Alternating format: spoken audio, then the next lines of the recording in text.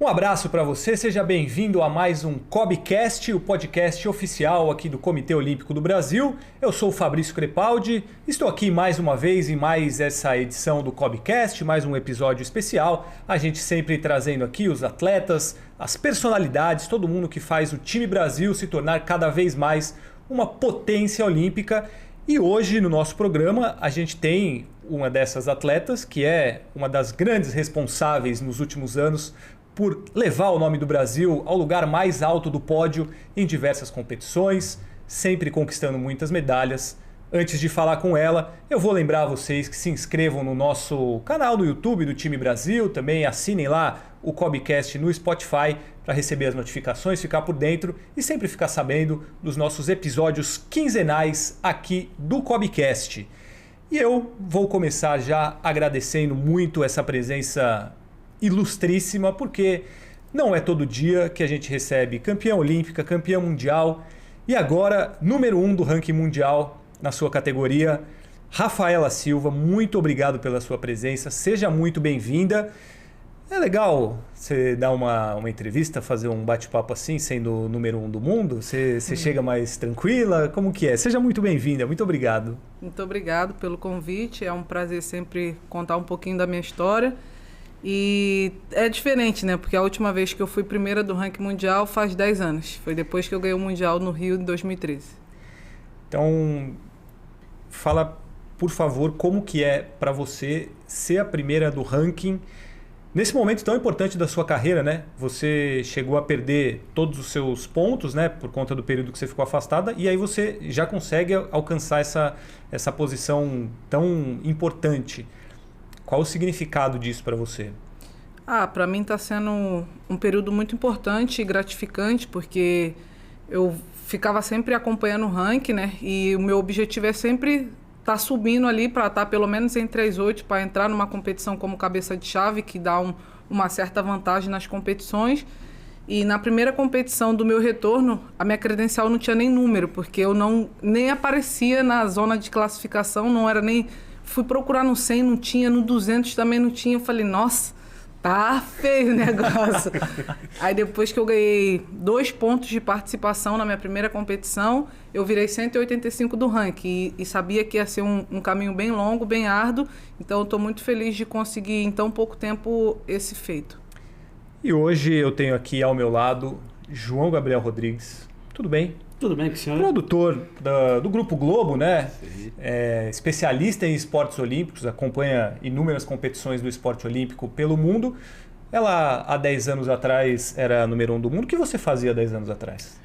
Há 10 anos atrás eu tentava acompanhar também, tentava fazer uma entrevista com ela, às vezes era mais difícil, tentava, mas estamos aqui ainda acompanhando. Prazer estar aqui, uma honra participar de mais um canal olímpico, de falar de Olimpíada, de falar de esportes olímpicos. Muito obrigado pelo convite. Rafaela, era muito difícil de dar entrevista, de conseguir falar com ela, não? A Rafaela, ela é mais avessa também, um pouquinho, era mais avessa, né? Aos poucos ela conseguiu aturar mais a gente, mas a gente é um pouquinho difícil também, né? Eu te entendo, Rafa. Você acha que você melhorou nesse lado? Você piorou? Como que você lida com isso? Vem lidando com isso na sua carreira?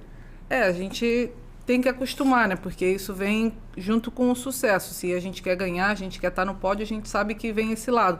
Mas desde o início da minha carreira eu sempre fui muito tímida. Eu era sempre a mais nova, então eu sempre tinha receio do que tinha que falar, o que eu podia falar. Então, sempre que eu podia evitar, eu estava correndo. Aí você tem que tomar cuidado com os caras que nem o João Gabriel, né? Porque aí a gente faz umas aquela perguntinha, né? mais chatinhas, então, eu sei. Por favor. Eu queria justamente perguntar sobre o ranking.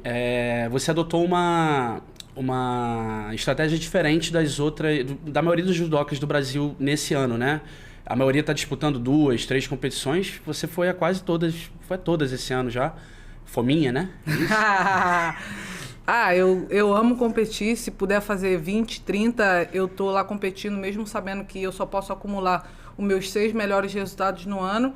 Mas eu sou uma atleta que eu vou igual carro velho, eu vou pegando no tranco, né? Então o início de temporada é muito ruim, porque o pessoal da Europa, eles estão treinando, o calendário deles é totalmente diferente do nosso e a gente aqui tem as férias, Réveillon, final do ano e volta no meio de janeiro, onde o pessoal já está se preparando ou já competiu no final do ano. Então é bem difícil e a minha previsão era voltar no Grand Slam de Paris ou Tel Aviv. E eu falei, não, Sensei, eu prefiro ir para Portugal, porque para pegar o ritmo, também eu vi que na lista de inscritos tinha bastante atletas novas na minha categoria. Tem muita atleta ainda que eu nem segurei no kimono nesse ciclo ainda. Então eu queria ter essa oportunidade e sempre nas competições, de treinamento de campo que está tendo depois das competições, é um privilégio de poder, depois da pandemia, do meu processo de ficar sem competir, sem treinar, então ter essa oportunidade de estar segurando no kimono das meninas novamente, isso me ajuda. E eu gosto de estar sempre competindo, porque eu sinto que eu consigo manter o meu ritmo, eu consigo montar uma estratégia de uma competição para outra e eu não gosto de ficar muito tempo sem competir. Mas como que você lida também com relação ao seu corpo, né? Porque a gente está falando, há 10 anos atrás você já estava num nível altíssimo e o tempo pesa para o corpo de qualquer atleta e você mantém esse ritmo muito forte. Como que você se sente hoje? Você se cuida de uma maneira diferente? Como que você lida com essa questão física sendo desse jeito que você falou que você é? É porque quem me conhece, assim, me acompanha, sabe que eu dou o meu 100% ali na competição, mas no treino, quando pode dar um descanso ali, descansar um dia, 2, que a treinadora fica louca, mas eu conheço meu corpo, eu sei quando tem que parar um pouquinho, então eu faço uma competição, paro 1 ou 2 dias do treinamento, faço um treinamento um pouco mais solto, assim, para voltar, para recuperar, né? Porque antes, quando eu cheguei à seleção, eu tinha 16, hoje eu tô com 30, então tem que ir devagar para não estragar a máquina. Você não tem tantas lesões, né, na carreira. Você consegue cuidar bem desse... Apesar do ritmo tão forte, você sempre conseguiu cuidar bem do seu corpo, né? Sim, graças a Deus eu nunca tive nenhuma lesão muito séria. A única cirurgia que eu tive que fazer foi uma limpeza no meu cotovelo, mas não foi por conta de treino, de competição. Foi uma brincadeira que o menino me empurrou e quebrou meu braço na academia. Então, eu nunca tive assim, porque... Sempre eles falam que eu fico me economizando no treino, na competição, que eu sempre posso dar um a mais. Só que eu conheço meu corpo e às vezes eu acordo num dia que eles querem que eu faça um treinão, mas eu não acordei bem, eu tô meio lento, eu falo, não, Ceci, eu prefiro não fazer hoje, porque se eu fizer eu sei que eu vou machucar, porque a gente tem que estar 100%, né? Um esporte de contato, de alto rendimento, e sempre que a gente entra para treinar, a gente não entra para treinar, a gente entra para competir.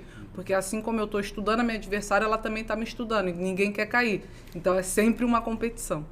Sabe que você pode adotar essa tática também lá na Globo, né?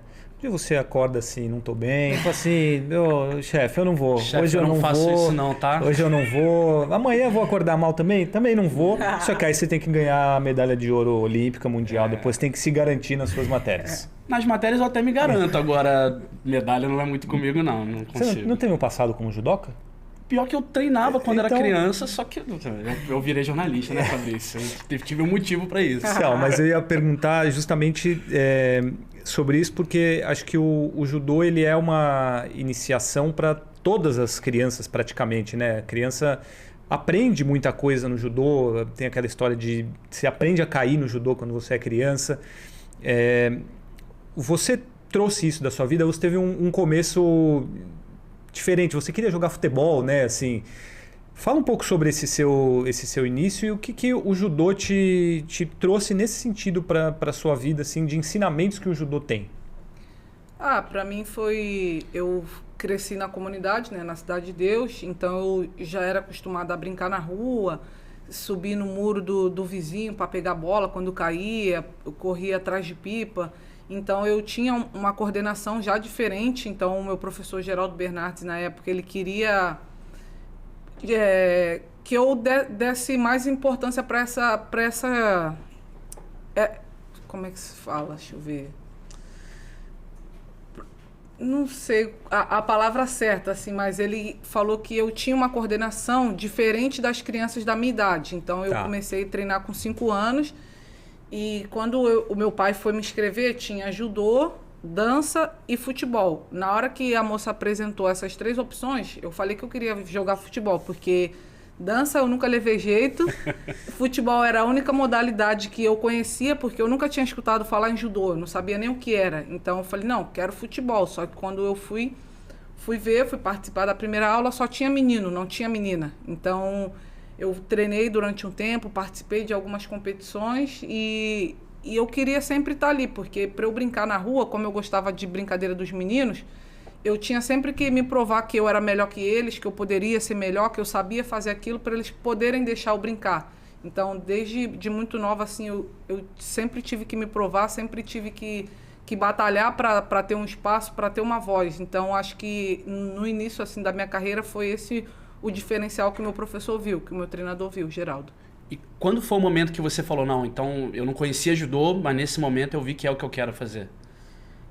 Eu comecei a treinar com 5 anos, aí com 8 eu comecei a competir, porque na Associação dos Moradores não era um objetivo de formar grandes atletas, de ser um atleta de alto rendimento, era apenas para gastar o tempo e ocupar as crianças em vez de ficar na rua.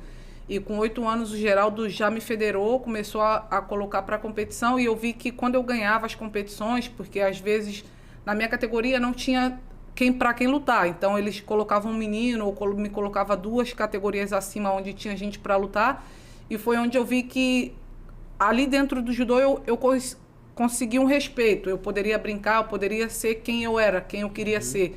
E aí eu fui entendendo um pouco mais de judô.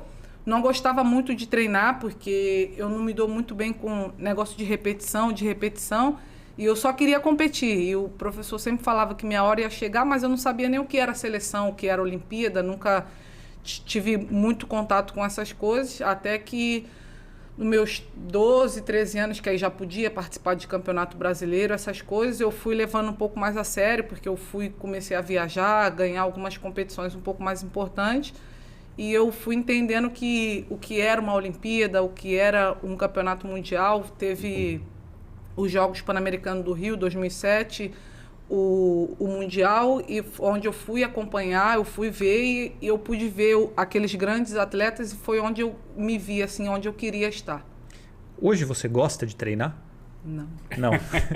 Não, porque você falou já sobre a maneira como você lida no dia a dia, né? Você fala, hoje eu não estou bem, aí você falou, quando eu era criança eu não gostava de treinar, e você falou que você não gosta de treinar. Mas como que um atleta de alto nível faz para performar da maneira que você performa, sendo, vou colocar um problema entre aspas, claro, você não gostar de treinar?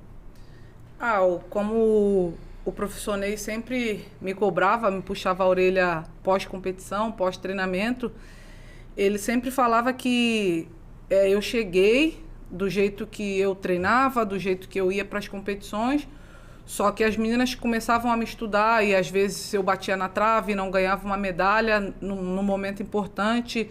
Teve um momento para a Olimpíada que não sabia se eu ia, se a Kathleen Quadros que iria, e ficou essa briga aí da vaga olímpica. E ele me chamou num canto e ele falou que é muito confortável para um atleta fazer o que ele quer, não sair da zona de conforto. Então, se eu quisesse ser uma grande atleta, se eu quisesse meu resultado, minha medalha olímpica, minha medalha em campeonato mundial, que eu teria sim que sair da minha zona de conforto, porque eu só chamar para treinar aqueles atletas que eu gosto de treinar, que eu sei que meu jogo encaixa, é confortável para mim. Então eu tenho que ir atrás, eu tenho que buscar gente que é chato, que eu não gosto de lutar, que vai me dar dificuldade, que é onde eu vou crescer e eu vou evoluir. Então eu não gosto de treinar, para mim é muito difícil, mas eu sei que eu tenho que fazer isso, eu tenho que sair da minha zona de conforto para chegar onde eu quero chegar. Mas, por exemplo, você alcançou resultados, medalha ouro olímpico, campeão mundial, primeiro do ranking. Chegar onde você chegou te ajudou a também que as pessoas entendessem como é a sua maneira de trabalhar? Porque tem gente que é que nem você, assim, porque tem muito atleta que fala assim, não, eu treino 10 horas por dia e vou treinar 15 se precisar. O seu caso não é esse. Te ajudou, o que você conquistou, te ajudou a que as pessoas entendessem e respeitassem, fosse mais fácil nesse aspecto? Porque no início não devia ser muito fácil falar que não gostava de treinar, né? Sim. Devia soar até como uma petulância. Né? Quem é essa menina que vem aqui e não quer treinar? Mas hoje te respeitam mais nesse sentido. Com certeza, né? Porque eu sempre fui muito aberta com meus treinadores, né? Porque eu tive a Rosicléia Campos logo quando eu cheguei à seleção brasileira. Depois fiquei sendo acompanhada pelo Mário Tsutsui. E agora a Sensei Andrea Bertz e a Sara Menezes, que estão à frente da seleção, elas ainda têm um pouco esse receio de ficar se perguntando: não, mas como que ela chega? Ela fica se poupando, não quer fazer.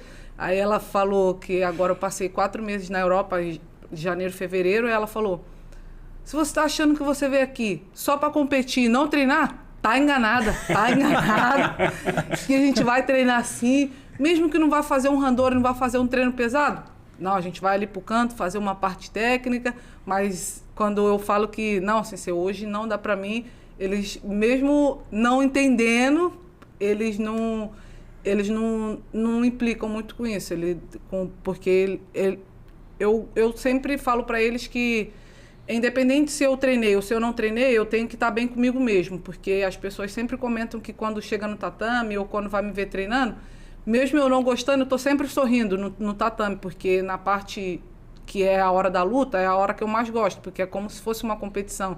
Então, eu estou sempre rindo, estou sempre brincando com as pessoas, mas ao mesmo tempo eu estou estudando elas. As meninas até falam: não dá para treinar com a Rafaela, eu vou entrar um golpe, ela já fala o que eu vou fazer. Então, eu tô ali brincando, estou estudando, mas eu consegui convencer um pouco eles que o meu jeito, assim, é diferente, porque eu sou uma atleta que todo mundo fala que tem que ser estudada, porque eu sou canhota na luta, mas eu só consigo treinar para o lado direito, eu não consigo treinar para o lado esquerdo, eu não sei.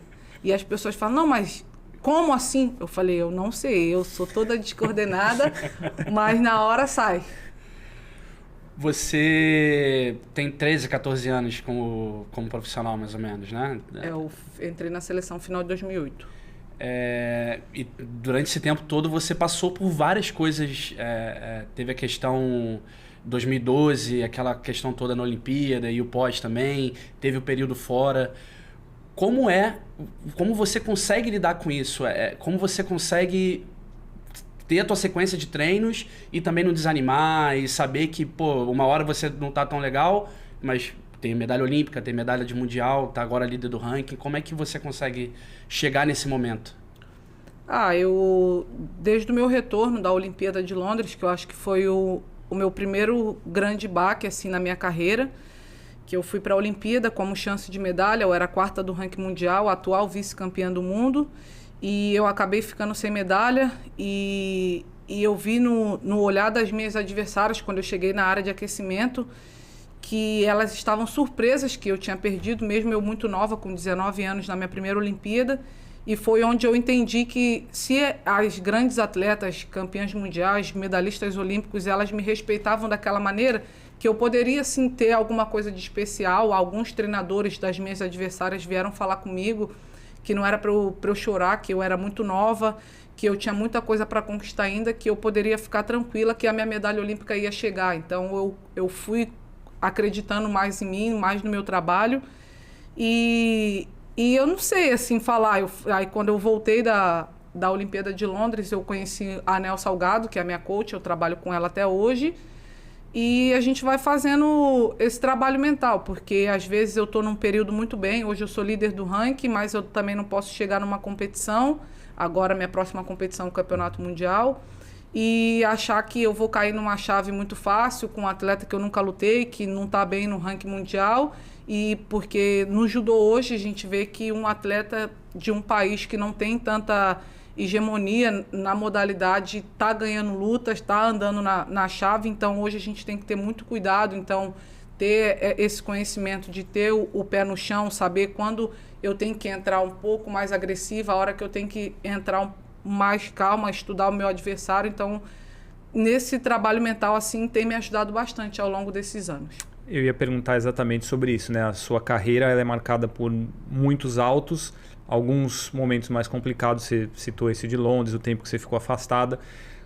Quão importante é o trabalho de saúde mental para você na sua carreira e quanto isso tem te ajudado ao longo dos anos? Com certeza é muito importante, né? Porque depois de Londres eu tinha comunicado o Geraldo que eu não ia mais treinar judô, que eu não queria mais competir, porque as pessoas nas redes sociais estavam xingando a minha família, estavam me criticando, falando que eu queria ganhar roubando, que eu tinha que voltar de Londres rastejando. Depois do meu período que eu fiquei 2 anos afastado das competições, dos treinos, muitas pessoas, quando eu voltei agora a competir, eu ainda vejo alguns comentários maldosos, tipo, não vamos comemorar essa medalha, né? Não vamos ser hipócrita, né? Porque vamos esperar o resultado do doping sair para não ter que devolver medalha de novo. Então, é muito difícil, né? Até hoje, entra na competição, você perde uma competição e as pessoas falam que é uma vergonha, como que perde daquele jeito. Então, com esse meu trabalho mental, eu consigo lidar com isso, porque da primeira vez que eu passei por esse episódio, eu fui para as redes sociais, eu xinguei, eu discuti com as pessoas nas redes sociais, e hoje eu vejo no meu celular, eu pego e eu apenas dou risada, porque são pessoas que não fazem nada por mim, que não conhecem a minha vida, não conhecem a minha história, e vão ali apenas fazer um comentário maldoso, que para eles não tem importância, mas que isso pode afetar e acabar interrompendo a carreira de um atleta. Então,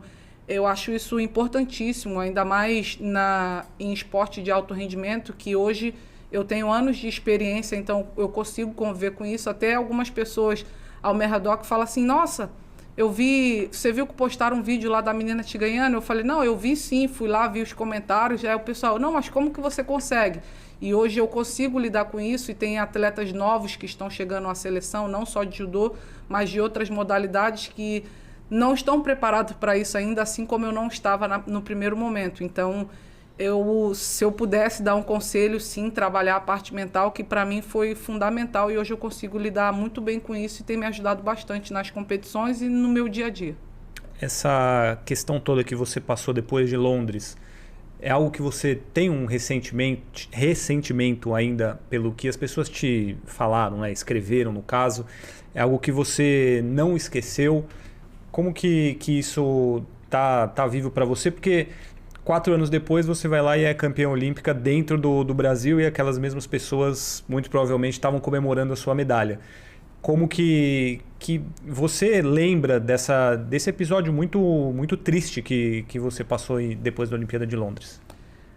Com certeza não tem como esquecer, né? Mas eu sou uma pessoa que eu guardo muito rancor, então eu sempre... É bom que você avisa, né? Porque tem gente que fala assim, eu não guardo rancor, eu não tô nem aí. Não, você já avisa, eu guardo rancor mesmo. Eu guardo bastante, porque eu acho que isso é o que me impulsiona, porque desde muito nova, assim, quando eu cheguei à seleção, às competições, as pessoas sempre queriam me menosprezar, achando que eu não poderia ganhar porque eu era muito nova, que eu não ia ganhar porque eu era negra. Então, eu sempre via esses comentários e eu guardava aquela raiva dentro de mim. E eu sempre queria colocar aquilo para fora dentro do tatame. Então, eu lembro que numa das primeiras entrevistas que eu dei após a Olimpíada do Rio, eles perguntaram o que eu tinha para falar para as pessoas que me criticaram em Londres. E eu falei que eu não tinha nada para falar, e sim uma medalha de ouro no meu peito, porque eu gosto de responder dessa maneira. Hoje eu não respondo mais nas redes sociais, eu respondo dentro do tatame. Quando a pessoa fala que eu não posso, que eu não vou, eu faço para mim mesmo, para provar para eles que eles estavam enganados, sem ter que dar uma resposta direta. Eu vou apenas e faço no tatame. Tá aí, cuidado com o que você vai falar, hein? Ela guarda rancor. Eu queria saber justamente como é que você lida com resultados que você não espera, assim, você está acostumado a ganhar, você está acostumado a estar no topo, mas é claro que volta e meia tem um resultado que te decepciona. Como é isso para você? Você volta com mais fome, você volta com mais vontade de vencer, ou te abala num primeiro momento? No momento ali sempre fica um momento de bad, né? Porque a gente sempre trabalha para o melhor resultado, né? A gente sempre quer estar ali em cima do pódio, independente se é ouro, se é prata ou se é o bronze. O importante, como o Geraldo sempre falava, é estar ali. Quem não é visto não é lembrado. Então, estar ali no bloco final, ali disputando uma medalha é sempre muito importante. E ele sempre comentou que os meus melhores momentos na carreira era onde eu vinha de uma derrota, que é onde eu mais cresço. Então, eu sempre transformava essa minha derrota, essa minha tristeza, era algo que eu guardava, e foi uma das coisas que eu mais pensava quando eu ia lutar a Olimpíada do Rio. Quando eu me classifiquei, era que eu não queria sentir novamente o que eu senti em Londres 2012. Então, essa era a minha preocupação. Então, quando eu entro numa luta com uma pessoa que eu acabei de perder, eu lembro que o ano passado eu fui para Israel e eu perdi nas quartas de finais, se eu não me engano, para a atleta de Israel, dentro da casa dela. E eu lembro que na hora que eu caí no chão, eu fiz um golpe, não consegui alcançar a perna dela, caí sozinha e foi pom. E eu lembro que na hora que eu fui levantar, ela gritou dentro da minha cara. E isso mexeu muito comigo. Eu falei, não é possível que ela fez isso. O rancor veio em você. Veio. E eu guardei aquilo pro momento certinho. Quando eu vi que era eu e ela na semifinal, eu só pensava aquele grito que ela deu na minha cara. E eu só pensava que hoje ela não ia gritar dentro da minha cara. E foi a minha luta mais rápida do Campeonato Mundial, que eu ganhei 9 segundos e eu saí do tatame falando, agora ela não vai gritar na minha cara. Então, eu tenho esse sentimento, eu lido bem assim com a frustração, com a derrota. É chato na hora que acontece, mas é o que me fortalece para as próximas competições. Então, eu acho que a gente pode pegar uma competição antes de Paris ali e torcer muito para você perder. A gente torce contra a Rafaela, porque aí chega em Paris, você vai estar louca e aí você vai querer ganhar de todo mundo, Com certeza, mas eu já tô com esse de não ter ido a Tóquio, então já tem uma sementinha plantada. Ah, então tá bom. Já ajuda bastante. O que fez você ser assim? Você consegue algo da sua vida? Isso é uma coisa natural sua? É a maneira como você cresceu? A maneira como você cresceu dentro do judô? Você consegue dizer o que te fez ser dessa maneira, que te impulsiona para conseguir os resultados? Eu não sei, porque desde muito nova eu sempre fui uma pessoa muito fechada e desconfiada, assim. Então eu sempre fico na minha, eu não falo muito, assim. Então eu não sei porque eu sou assim, mas desde de muito nova as pessoas implicavam, falavam, eu só fingia que eu não estava ouvindo e queria mostrar para aquela pessoa que ela estava enganada, assim, desde muito nova. Mas eu não sei o porquê, mas sempre fui assim. Esse negócio é trabalhar na raiva, né? Na resposta. Falar quando você voltou, você ficou muito tempo fora, né? O que você fazia? Desse tempo, durante esse tempo afastada, como foi lidar com isso? Você não podia competir, que é uma coisa que você ama. O que você fazia? Foram 2 anos de suspensão, 2 anos de suspensão, 2 anos sem poder treinar. Sem poder treinar? Foi bem difícil, assim. Acho que nos primeiros 5, 6 meses eu trocava a cama pelo sofá, o sofá pela cama. E eu só comia, porque eu estava ansiosa, eu não sabia se ia dar certo, se ia conseguir recorrer, se eles iam aceitar a minha defesa. Então, ao mesmo tempo que eu tinha uma esperança de participar da Olimpíada, eu tinha os pés no chão que poderia dar errado. Então, foi bem difícil e eu não conseguia fazer nada. Eu via as pessoas indo para a competição, para o treinamento, se preparando. Nas redes sociais só dava Olimpíada, e parecia que eu estava inválida, que minha vida parou, que minha vida acabou, porque o judô, eu faço isso desde os meus 5 anos. Eu vivo o judô 26 horas do meu dia, então para mim foi bem difícil, porque eu via o horário ali no relógio, é hora do treino, eu não posso ir para o treino, eu não podia nem entrar dentro de uma academia, então foi bem difícil para mim ver as competições acontecendo, as convocações saindo e meu nome não estando. Então foi um período bem difícil e quando chegou um ponto que eu fui vestir uma roupa depois que eu fui tomar banho e a roupa não entrou. Eu falei, nossa, será que encolheu ali no lava e seca, né? A culpa sempre é da lavadora, né? Sempre. Aí eu fui colocar outra, também não entrou. Eu falei, não é possível. Eu fui, subi na balança, eu estava 11 quilos acima da minha categoria e foi um choque para mim, né? Porque se eu tinha esperança ainda de ir para a Olimpíada de Tóquio, eu tinha que me manter em forma, eu tinha que baixar aquele peso. E foi onde eu comecei a correr na rua para ver se meu peso baixava. Eu tinha que fazer alguma coisa, manter a forma física, até que eu consegui uma parceria com uma academia que me ajudou e eu podia fazer a preparação física. Então, eu podia fazer musculação, eu tinha que fazer sozinha, porque eu não podia ter acompanhamento de ninguém que trabalhasse comigo, não podia ter contato com a minha irmã, que era treinadora do Instituto Reação. Então, foi um período bem difícil, porque às vezes eu acordava motivada que eu tinha que treinar para ir para a Olimpíada, se saísse o resultado a qualquer momento. E às vezes eu acordava, mas isso não dá certo. Então, tinha dia que eu queria fazer, tinha dia que eu não queria. E parecia que um dia, 24 horas, durava 3 meses, que não ia passar. E quando eu achava que passou 5 dias, ainda faltava 1 ano, 11 meses e sei lá quantos dias. Então, foi foi bem difícil. Eu não sabia que 2 anos era tão longo assim, porque quando a gente está treinando, competindo, meio ciclo olímpico passa muito rápido, mas quando você é impedida de fazer aquilo que você faz todos os dias, parece que é uma década. Então, parecia que não ia passar nunca e foi muito difícil para mim esse período. Você esperava voltar tão bem como você voltou? Eu tinha um certo receio, né? Porque a gente acompanha os atletas de alto rendimento. Tinha um atleta da Coreia, do 81 quilos, que eu amava assistir ele competindo. E eu lembro que ele fez final em 2 Olimpíadas seguidas. Uma ele foi ouro, a outra ele foi prata. E para a Olimpíada do Rio ele não conseguiu nem participar, porque ele não classificou. Ele ficou 2 anos parado, mas por conta de lesões. Então a gente sabe que o judô é muito competitivo, né? Todas as modalidades. Então você saber que você está ali 2 anos sem treinar, sem competir, as pessoas estão se preparando cada vez mais. Tinha esse receio de se eu vou conseguir ser uma atleta de alto rendimento novamente, se eu vou conseguir competir de igual para igual com as meninas novamente. E quando eu fui entrando nas competições, fui segurando no kimono das meninas, eu vi que eu não estava tão distante assim, que eu tinha algo para trabalhar, que eu tinha que melhorar ainda, que eu não estava na minha forma 100%, mas que não era algo impossível de voltar ao alto rendimento novamente. Você, nesse período, você encontrou algo que você não fazia, que te ajudou a passar o tempo, assim? Algum tipo de passatempo mesmo? Ou alguma coisa que você iniciou na sua vida que foi bom para você?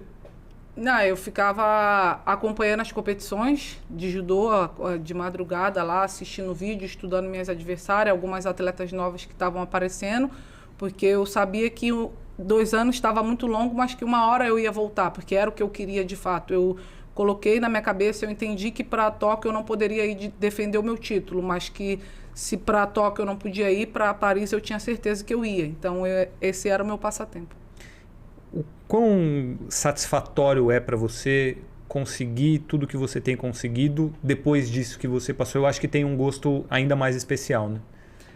Com certeza, né? Ainda mais depois do receio, de tudo que eu passei, de poder estar ali entre as melhores novamente, ser campeã mundial, voltar ao topo do ranking mundial, é muito gratificante, né? Porque me dá ainda mais confiança de saber que chegar na Olimpíada de Paris não é algo impossível, de eu estar lá no pódio. Então, isso está me ajudando bastante, e vendo que o trabalho que eu tenho feito nesse período, né, que eu tenho muitas pessoas me ajudando por trás disso, está tendo resultado. Eu mudei algumas pessoas da minha preparação e mesmo assim o resultado não está sendo diferente. Então eu estou muito feliz com o que eu venho fazendo fora do tatame.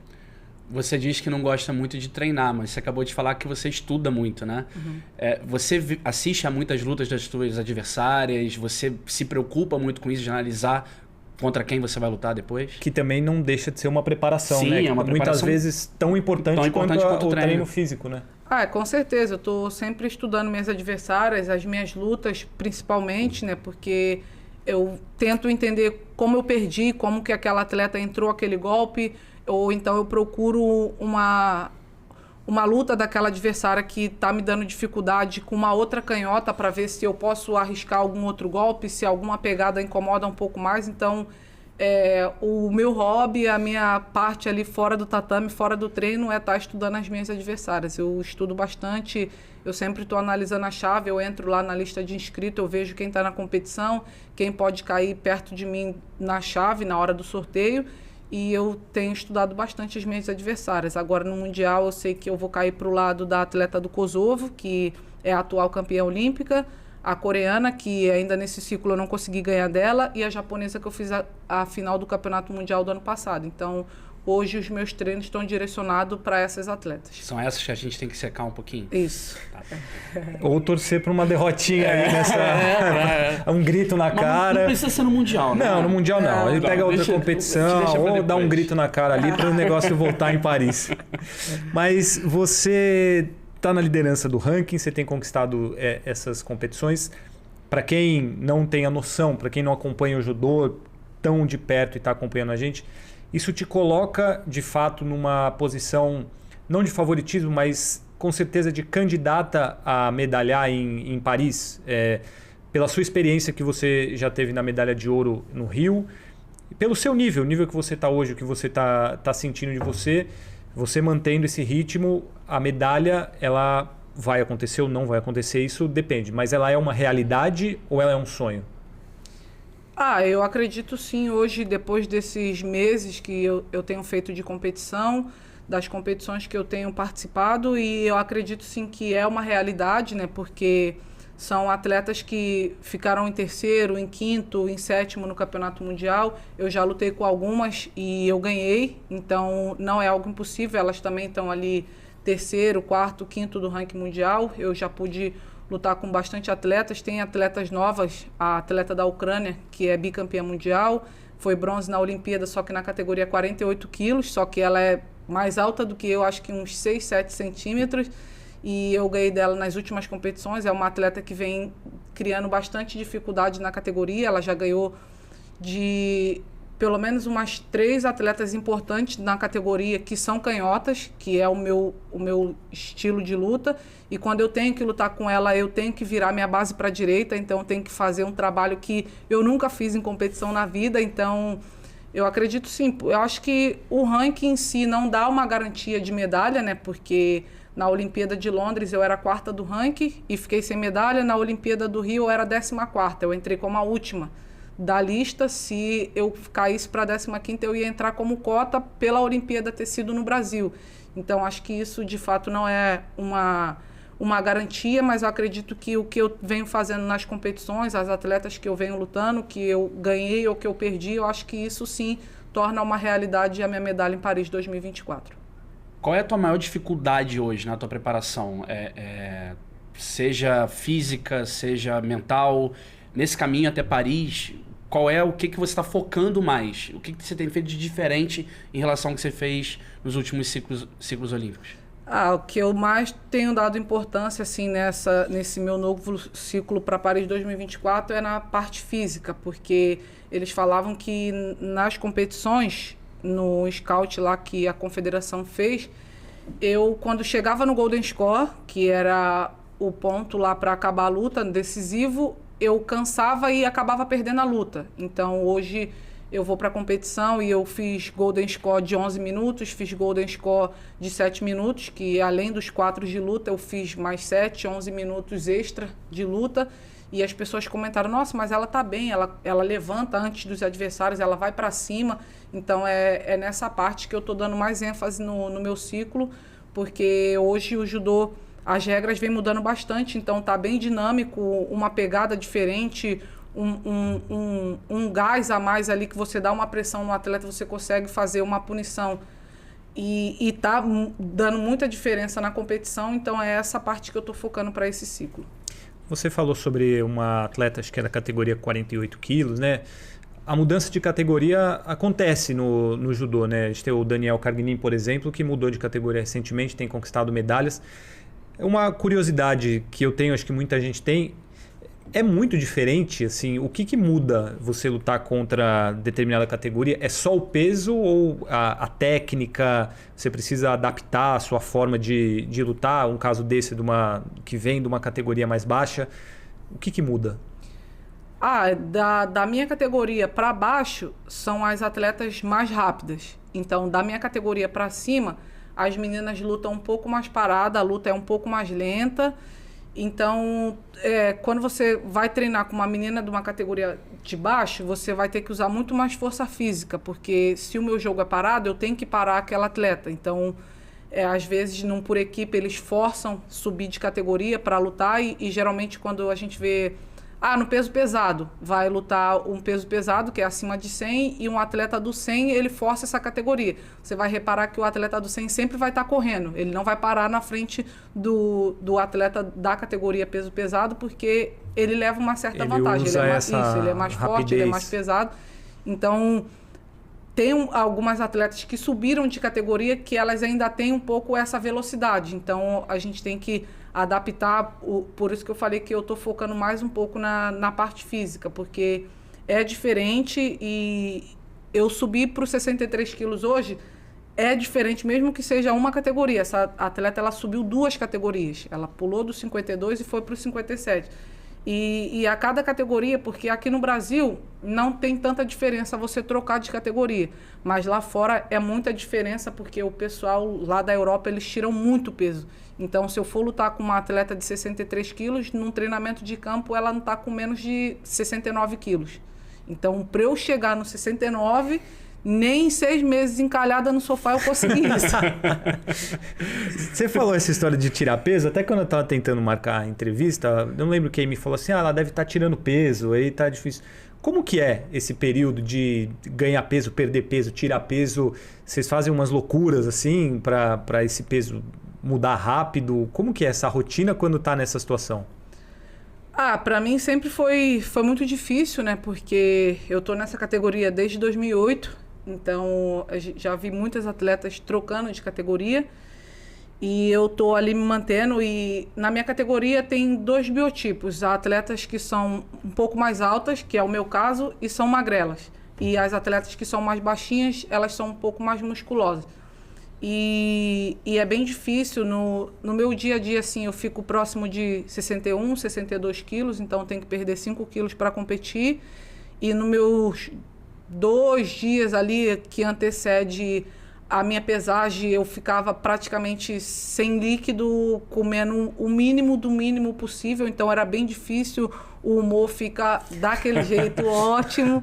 E eu já dividi quarto com diversas pessoas na competição. Eu dividia quarto de uma pessoa que não tem problema de peso, então ela comia toda hora e eu tinha que fingir que não estava vendo a comida. Então é complicado, mas eu mudei agora também para esse ciclo o meu método de dieta, de nutrição. Eu estou sendo acompanhada agora recentemente por uma médica, e o Dedé Pederneiras, que ele está me ajudando nessa perda de peso, e eu me senti muito bem nessas 2 últimas competições que eu fiz com esse novo método de perder peso, porque eu estava sofrendo bastante. Eu cheguei até a comentar com a minha treinadora, falei, sensei, ela queria que eu fizesse 3 competições seguidas. Eu falei, sensei, eu posso fazer até 6, só que tem uma coisa que tá me tirando do sério, que é ter que ficar perdendo peso toda hora. E isso estava muito difícil para mim. Com esse novo método que eu estou fazendo com o Dedé Pederneiras, estou me sentindo muito bem. Agora eu tomo água até explodir, eu como até explodir, o meu peso está descendo tranquilo. Eu estou conseguindo fazer a minha parte suplementar, estou conseguindo fazer ali a minha dieta, eu estou conseguindo baixar o peso com mais facilidade, estou me sentindo melhor nas competições. Você dá o caminho pra gente? Isso que eu ia perguntar, dá o contato desse mágico aí, porque você tá comendo até explodir, o peso tá caindo. Eu tô muito disso. Pra isso que a gente tá aqui, a gente quer o contato dele, porque, caramba, o cara é um gênio, né? Agora tá fluindo, tá fluindo. Mas você sofre ainda, ou você conseguiu acertar, assim, e o que mais te faz falta, assim, aquela coisa que você queria comer de qualquer jeito e você não pode, falar assim, puta, vou ter que ficar sem comer? Antes eu sofria porque eu não podia tomar água. Agora eu sofro porque eu tenho que tomar água. Hoje eu tenho que tomar 6 litros d'água até 2 horas da tarde.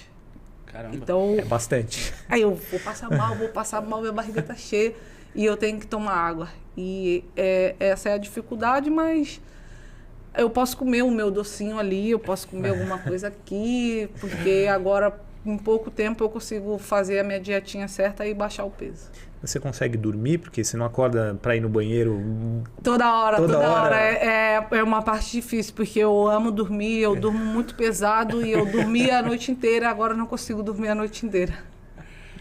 O Rafa, lá atrás, o judô brasileiro sempre conquistou muitas medalhas com os homens, né? Você, Kathleen, Mayra, mudaram isso.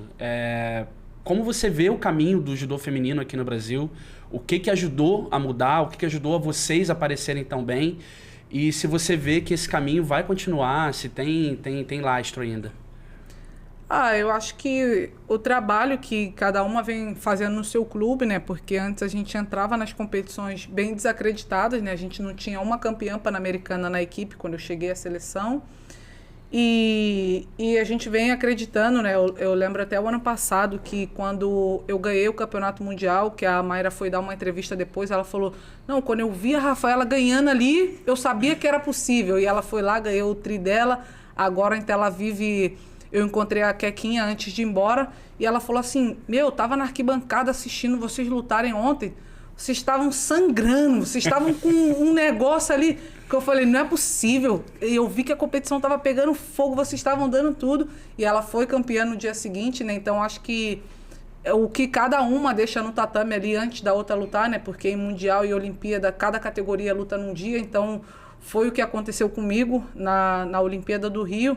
A gente não podia ir para a competição, a gente tinha que estar na vila, porque era o dia da minha pesagem.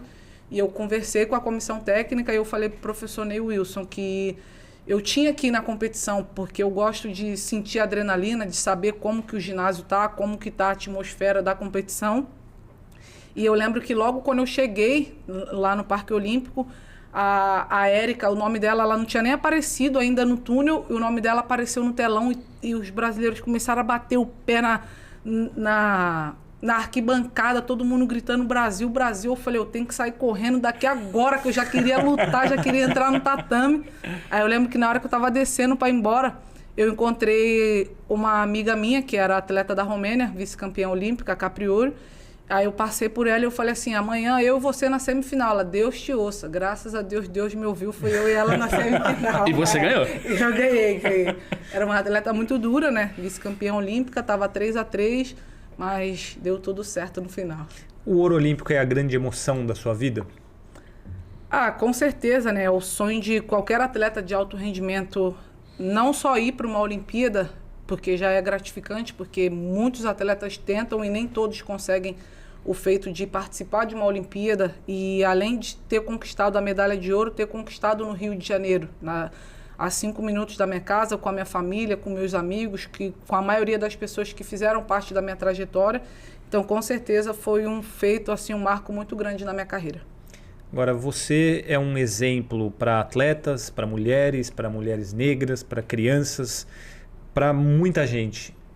Como você se sente nesse papel de exemplo? E eu falo isso porque eu já participei de evento com você, realizado pelo COB, de muitas crianças participando e ficarem loucas com a sua presença e quererem tirar foto, quererem falar com você. Como você se sente nesse papel? Para mim é muito gratificante, né, esse carinho, porque hoje as pessoas perguntam, não, você ganhou a Olimpíada, você ganhou o Mundial, por que você não para? Você já conquistou tudo. E uma das coisas que me motiva ainda mais é saber que eu tenho esse carinho, que tem pessoas se inspirando na minha história, na minha carreira, na minha trajetória, e eu tento sempre retribuir o que fizeram por mim, né? Porque antes eu era essa criancinha que eu queria estar perto do Thiago Camilo, que eu queria ali estar perto da Mayra Guiar, que eu vi ela competindo aqui no Rio em 2007. Então, de saber que através da minha história, do que eu estou fazendo ali dentro do tatame, se eu puder transformar a vida de pessoas assim como transformaram a minha, é um dos meus objetivos. Aí, acho que até o próximo ano eu tenho o objetivo de abrir o meu projeto também para poder retribuir o que fizeram por mim.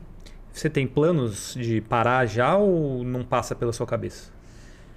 Eu acho que eu vou tentar pelo menos aí uns próximos 6 anos até Los Angeles 2028. Então tem tempo. Tem bastante tempo. Tem bastante medalha para ganhar ainda, né? Se Deus quiser, sim. Você está com 30? Isso. 36 dá para lutar bem. A gente tem vários exemplos de atletas no judô que têm uma longevidade grande. Sim. E você não sofre com lesões, né? Exatamente. Isso ajuda muito para alcançar esse objetivo, né? Sim. Você falou que gosta de ser essa referência, de passar coisas para quem está começando. Você tem acompanhado quem tá surgindo? Quem você consegue apontar como uma próxima Rafaela, um próximo nome importante para o nosso judô? É difícil, né? Porque avaliar assim, os atletas que estão competindo no Brasil, que estão indo a campeonatos, porque a gente já viu dentro do judô diversos atletas que chegaram à medalha em mundial nas classes de base e não conseguiram nem chegar a uma seletiva por uma seleção olímpica. Há atletas como o Kitadai, que nunca foram campeões paulistas, quando ele lutava lá por São Paulo, e chegou à medalha olímpica. Então é difícil falar, avaliar assim, né? Eu acho que eu não tenho esse olhar do Geraldo, assim como ele me viu faixa cinza ali sem saber andar no tatame, e ele falou que eu chegaria à seleção brasileira de judô. Mas eu acredito que tem bastante atletas, né? Eles estão apostando na Rafaela Batista, que é do 48 quilos, tem a Bianca Reis na categoria 57 quilos também. Acho que tem bastante, tem o Gabriel Falcão, do Instituto Reação, Acho que tem bastante nome. Tem o Cauã Jorge do Flamengo, tem bastante nomes aí. A Kailane do Minas, que foi medalhista no Mundial o ano passado, que ela não estava à seleção. A atleta que estava, que era do Flamengo, sofreu uma lesão, ela acabou indo no lugar e foi medalhista mundial. Então tem esses casos assim que a gente não espera, né? Mas eu espero que a gente consiga deixar um grande legado e as pessoas possam chegar aí e ocupar o nosso lugar. A analista Rafaela falou que não ia falar nenhum e falou 6 nomes aí, então gosta de analisar, de estudar, tá de olho aí na nova geração do judô. A gente estava conversando antes aqui que você não é ligado em redes sociais, né? Uhum. E você ganhou, sei lá, 300 mil seguidores depois do Ouro Olímpico. E por não ser ligada, diferentemente de muitos atletas, você não posta muito sobre o seu dia a dia. Uhum. Então eu queria saber o que você gosta de fazer, como que é seu dia a dia, com o que você passa o seu tempo, como é a sua rotina fora do judô, como é a Rafaela fora do judô. Eu acho que é um pouquinho chato, assim, porque quando eu não tô treinando, eu tô deitada e comendo. É isso, o que você faz é isso. Porque eu treino agora de manhã, aí eu saio próximo de meio-dia do centro de treinamento do time Brasil, chego em casa para tomar banho correndo e almoçar, e 3 horas eu já tenho treino técnico no Flamengo, de 3 às 4, de 5 às 7 eu tenho treino e chego em casa quase 9 horas. Então, ou eu tô treinando ou eu tô deitada comendo. Então, o seu passatempo é ficar deitada comendo. Isso. E o que você mais gosta de comer? Eu gosto de salgado, eu gosto de pizza, hambúrguer, assim, só das coisas que a nutricionista gosta. Ela deve ficar muito feliz com você, né? Porque com essa lista de ingredientes aí deve ser maravilhosa para ela, né? Quando você saiu do Rio, teu primeiro pedido foi um hambúrguer, não foi? Foi. Eu lembro disso. Você tava muito tempo sem comer um hambúrguer? Tava, não deixava nada. Eu queria só um refrigerante, um hambúrguer, não podia.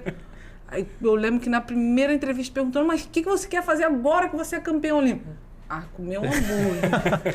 A gente quer isso sem ganhar nada, né? Imagina depois você é campeão qualquer coisinha olímpico. A gente fala assim, não, a gente merece. A gente merece. Muito hoje, tô merecendo. Aquela segunda-feira à noite você fala, puta, trabalhei muito, eu mereço comer um hambúrguer. Imagina quem é campeão olímpico merece comer a lanchonete inteira. Com toda certeza. É por isso que a gente tá nessa forma. Não vou comentar isso não, deixa isso quieto.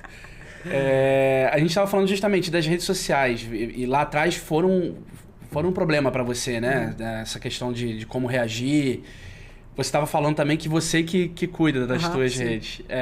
Como tem sido isso para você? Mudou um pouco também o approach das pessoas, da torcida? Como tem sido essa tua relação com as redes sociais e com a torcida na rua também? Se te param muito? Como é que é? Eu ainda sou bastante abordada, né? Eu respondo sempre que quando eu estou na competição ou estou fazendo algum evento, as pessoas estão sempre repostando, mandando mensagem e eu respondo. Às vezes a pessoa fala, nossa, eu nunca imaginei que você ia ver a mensagem. E eu respondo porque, como eu falei, eu já estive do outro lado, de querer receber uma mensagem, de ser notada, de estar perto ali de um ídolo. E às vezes um mínimo que você manda um oi, você já transforma o dia daquela pessoa, né? Então eu não tenho muito contato assim de ter que ficar postando meu dia a dia, o que eu tô fazendo, esse pedaço de bolo aqui que eu comi, esse salgado, vocês nunca vão me ver se com certeza tiver alguma coisa assim, hackearam minhas redes sociais. E eu tô, às vezes, quando eu tô filmando outra pessoa, tipo, que eu tô brincando, que eu tô zoando, eu quase não coloco meu rosto ali para falar ou algo do tipo, porque eu sou uma pessoa muito tímida, eu também não gosto muito de falar, então eu tenho muita vergonha dessas coisas e isso também eu acho que veio depois de Londres, assim, de querer evitar as redes sociais, né? Porque agora, antes das competições, eu não tenho muito acesso ali, eu não fico olhando muito as redes sociais para não atrapalhar o meu trabalho mental que eu venho fazendo para me preparar para aquela competição, porque foi o que aconteceu em Londres, quando eu fui pegar meu celular logo depois de uma derrota e foi bem doloroso para mim. Então, depois da competição, a minha família fica mandando mensagem, a minha coach, Rafaela, ainda mais quando eu perco e eu não quero falar com ninguém, eu fico off ali, só vou comer, deitar, dormir, e no outro dia, como o Geraldo falava, independente se você ganhou ou se você perdeu, você tem 24 horas para você chorar ou 24 horas para você sorrir. No outro dia, página virada, começa tudo do zero e você tem que reconquistar novamente a próxima competição. Eu vou fazer a minha última pergunta, depois você faça a sua última pergunta, mas a gente falou muito das suas conquistas, de tudo que você venceu, e você não tem mais algo inédito para conquistar na sua carreira. Você já foi campeã olímpica, campeã mundial, hoje você é a primeira do ranking. O que mais te motiva hoje, né, dentro do judô e até pensando na sua vida? Como eu falei um pouquinho aqui, né? Eu acho que saber que a minha vida, que a minha trajetória está transformando a vida de outras pessoas, de outros jovens, as crianças, é algo que eu quero deixar um legado na história do judô brasileiro. Eu quero deixar o máximo possível para que as pessoas lembram da Rafaela, que veio do nada, que não tinha dinheiro, não tinha um kimono para treinar, que nem conhecia o judô. Ela chegou onde chegou, então eu quero deixar o máximo de legado possível. Então, quando eu entro nas competições agora, eu tenho 30 anos, então eu entro no campeonato mundial como se fosse minha última competição, porque a gente vive um esporte de alto rendimento. Graças a Deus eu nunca tive nenhuma lesão séria, mas a gente sabe como é o esporte. Às vezes você está num momento muito bom, acaba que uma lesão te tire de uma competição importante. Então, a cada competição que eu vou é como se fosse a minha última. Eu quero dar o meu melhor e é o que eu tento passar para algumas atletas também que eu tenho convivido agora, que são novas na seleção. E eu falei para uma atleta que eu divido o quarto hoje, que é a Amandinha, eu falei, não, você vai lá para a competição e você dá o seu melhor, porque pensa que essa é a sua última luta. Como que você gostaria de ser lembrada pelas pessoas? Independente se você ganhar ou se você perder, as pessoas vão saber que você deu o seu melhor ali dentro. Então é o que eu tento fazer. E o meu objetivo aí é conquistar uma nova medalha olímpica, né? Representar o Brasil sempre da melhor maneira possível, o meu clube, e o mais importante é dar alegria para minha família. Você está falando do que te motiva, do que te alimenta. Quando você saiu lá da Cidade de Deus, lá atrás, quando você começou, você traçou algum caminho? Você se imaginou nesse ponto, nessa posição que você está hoje, inspirando tanta gente, motivando tanta gente? Como eu falei, eu não conhecia o judô, mas eu sempre tive o sonho de querer ser alguma coisa na vida. E eu lembro que, desde pequenininha, eu sempre pegava uma folha em casa e eu ficava treinando a minha assinatura. E eu não sei por que eu ficava treinando a minha assinatura não, essa tá feia, tem que melhorar. E acabou que hoje eu treinei, mas ainda é feia, mas eu consegui virar uma personalidade aí dentro do judô brasileiro.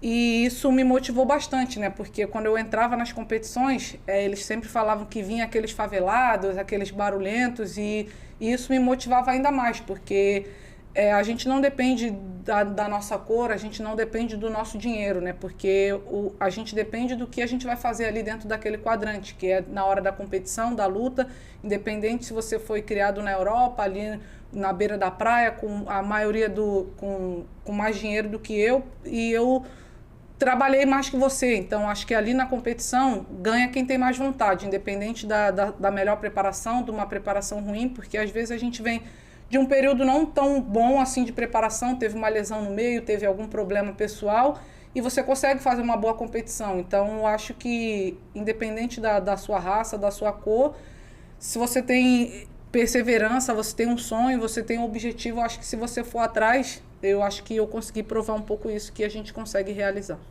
Olha só, eu poderia até fazer uma outra pergunta, mas depois dessas palavras maravilhosas, não tem forma melhor de encerrar o podcast. Qualquer coisa que eu falar aqui vai ficar mal. Então, eu apenas vou agradecer a Rafaela Silva pela sua participação com a gente. Foi muito legal, espero que você tenha gostado. Muito obrigado por ter vindo até aqui. E como você está mais do que acostumada a ganhar medalhas, você volta, por favor. Quando você estiver com a medalha olímpica, você traz ela bonitinha aqui. Mais uma, né? A do Rio está lá guardadinha. A medalha de Paris, a gente espera você aqui novamente. Muito obrigado, Rafaela. Foi um prazer falar com você aqui. Eu que agradeço o convite. Em Paris a gente está aqui de novo, se Deus quiser. Se Deus quiser. João Gabriel, muito obrigado pela sua presença. Eu que agradeço Você muito. Abrilhantou o Cobcast. Eu tô até envergonhado. Com a sua sabedoria. Muito obrigado pela sua participação. Viu, Rafa? Muito obrigado. Obrigada. Eu também agradeço a todos os nossos espectadores, todo mundo que acompanhou, ou os nossos ouvintes, né? Porque estamos no YouTube, estamos no Spotify e no site do COB. Então você pode acompanhar o COBcast da maneira que você preferir. Lembrando sempre de assinar o COBcast lá no Spotify, se inscrever no nosso canal do YouTube, lá no Time Brasil. A cada 15 dias um episódio novo do COBcast, sempre com atletas deste nível fantástico de Rafaela Silva. Muitas medalhas, muitas conquistas. Obrigado a todos por acompanhar mais essa edição do COBcast. Fiquem ligados sempre com a gente nos nossos novos episódios. Um abraço e até a próxima.